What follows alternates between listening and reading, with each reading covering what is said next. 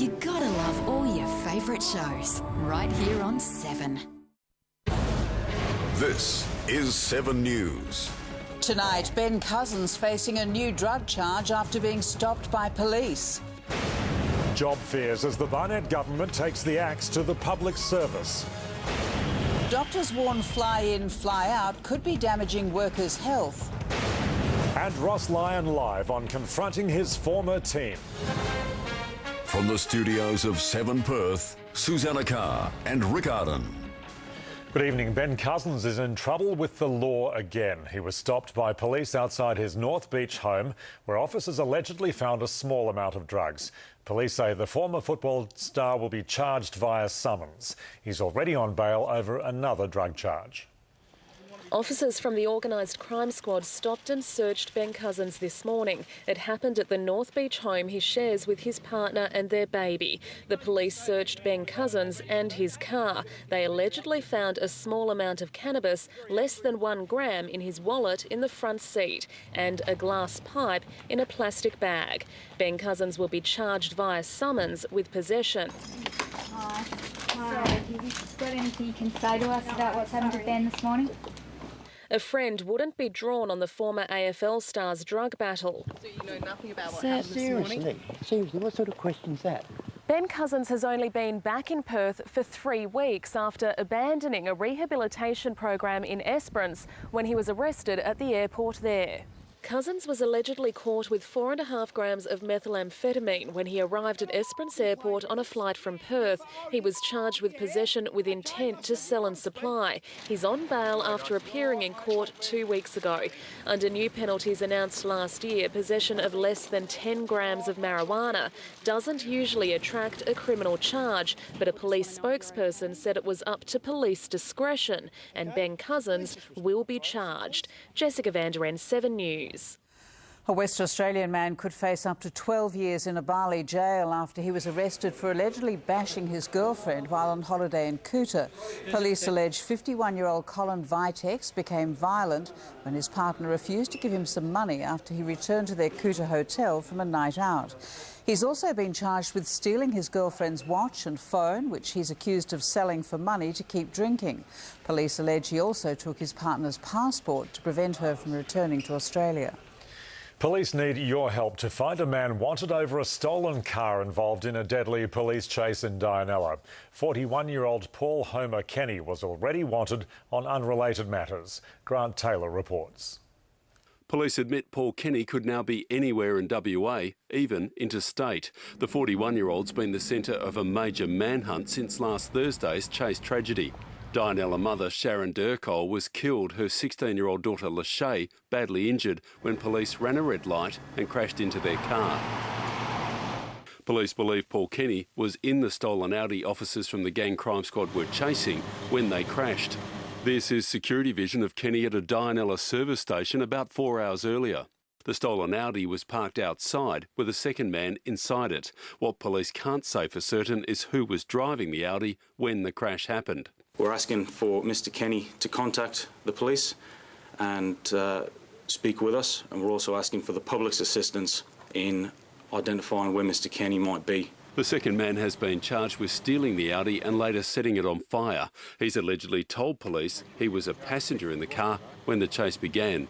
And one of the few positives to come out of this story, 16-year-old Lachey Durkole has finally been released from hospital. The doctors decided yesterday she was now well enough to go home to be with family. At the time of the crash, the police officers didn't have authorisation to pursue, but they had activated their lights and sirens. Grant Taylor, 7 News. Police have released security video of a gunman opening fire at a home in Kelmscott. You can just see the gunman leaning out of a car window, then a flash as he fires the weapon. It happened on Sunday night near the corner of Regina Road and Ravenscroft Way. Yesterday, a resident found an empty cartridge on their property and called police. Detectives are looking for 2 people in a dark-coloured sedan. Doctors are now warning that fly-in, fly-out is damaging workers' health. A federal inquiry sitting in Perth has been told there's been a rise in depression, substance abuse and other problems. And as Sally Bowrey reports, workers' families are also suffering. That's beautiful. Nicole Ashby knows the stress of being a FIFO family. Her husband Joe works on Barrow Island, 28 days on, 28 days off. I just said to my friends, look, I'm not coping, and they were really shocked. There have been times when Nicole wanted her husband to quit. When we first started this, I was getting a lot of phone calls, I'm finding this real hard. Nicole says there's not enough support for fly-in, fly-out families, battling depression, loneliness and the stress of single parenting. It's a huge stereotype from the general public is that you're on the big dollars, so, you know, stop complaining and, you know, suck it up, princess. WA doctors say they're seeing more and more serious health problems in FIFO workers and their families. Mental health issues, obesity, sexually transmitted infections, alcohol and drug abuse. Dr Richard Chong treats around 600 FIFO patients. There is a huge social impact which needs to be understood and, more importantly, needs to be supported by both the companies and by the community. There are 50,000 fly-in, fly-out workers in WA. The AMA wants mining companies to pay for better health systems in mining towns. The issue was at the centre of a federal government inquiry in Perth today, looking at the impact of fly-in, fly-out on the community. Sally Bowrey, 7 News. Unions warn jobs could go with another round of state government budget cuts. Departments have been ordered to trim their budgets by up to 2%.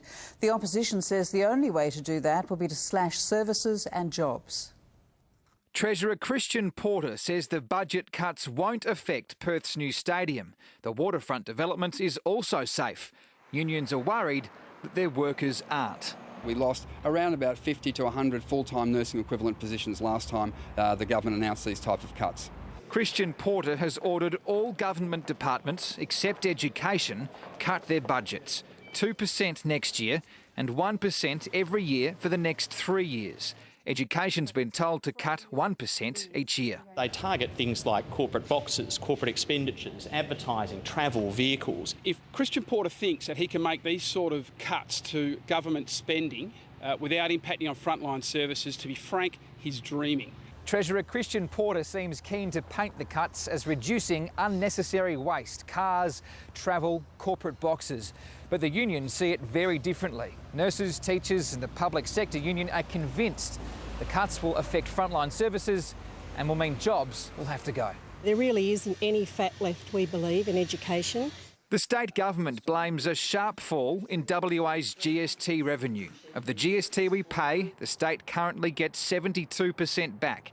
Next year that falls to 55%, an estimated loss of $2.4 billion. A relatively painless exercise, but it's one that we had to go through. Blake Johnson, 7 News. Australian troops will make an early exit from Afghanistan. The Prime Minister has announced all frontline soldiers are likely to be home by the end of next year. Alex Hart is in Afghanistan for 7 News. Up next on 7 News, a customer tackles an axe-wielding bandit at a Bassendean service station. Plus a killer's tears. An accused mass murderer claims he was acting in self-defence. And Pippa Middleton makes international headlines for the wrong reasons. Hello, Natalia Cooper with you. Another gorgeous April day in Perth, but there's a shower on the way tonight and tomorrow we'll see more showers, but they're not going to last for too long. Currently in the city it's 21.1 and relative humidity 58%. After a low overnight of 12.6, we had a top today of 26.4 and I've just had a look at the radar. There are a couple of spots around Perth that may be seeing a shower or two right about now. Looking around the metro area today, and temperatures range from 23 at Kalamunda to 28 degrees at Northam. Around the rest of the state, it was mostly sunny in the north, but there have been isolated showers southwest of a line from Perth to Albany and isolated showers and storms in eastern parts of the southern half. Tomorrow, a few showers in Albany, showers easing later in Bunbury and a couple about in Geraldton. Over to the satellite picture, and there's a weak cold front south of the state. It'll move across the southwest tomorrow, bringing with it those showers, and onshore winds will maintain a couple of showers along the coast on Thursday. Across the nation tomorrow, rain in Sydney, morning fog in Melbourne, Adelaide and the Alice, both sunny with tops of of 30 degrees. Boating information back home, and west to northwest winds 15 to 20 knots, reaching 20 to 25 knots ahead of a southwest change at 18 to 23 knots during the afternoon. Winds will then ease to southwest 13 to 18 by midnight. Seas to 2 metres and swell rising to a huge 4.5 metres. So the chance of a shower tonight, mainly in the southern suburbs. Then tomorrow a shower or two, increasing to a few showers in the afternoon, 25 the top after a low of 15 tonight. On Thursday there'll be a shower in coastal suburbs, fine for Friday and the weekend with tops in the mid-20s. Here's Oslotto. That's all from the 7 News team. We'll have updates later. Now here's Monica with Today Tonight.